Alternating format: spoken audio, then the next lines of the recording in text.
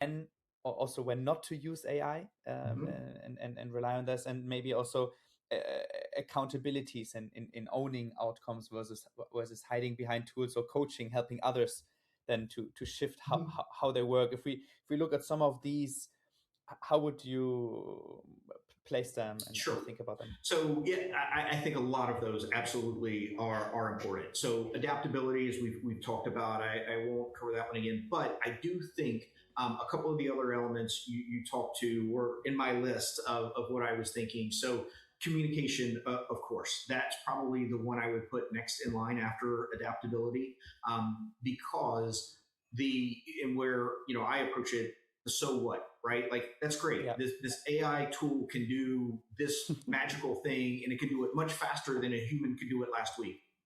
That's great.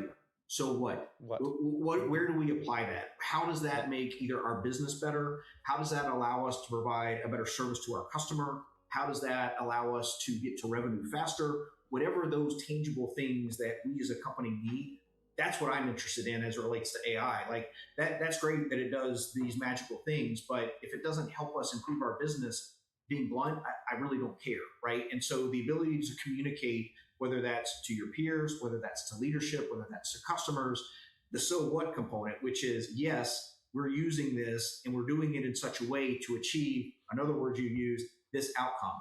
That is where I think the skills are. And that, as I look at the future, that's what companies Mm. need.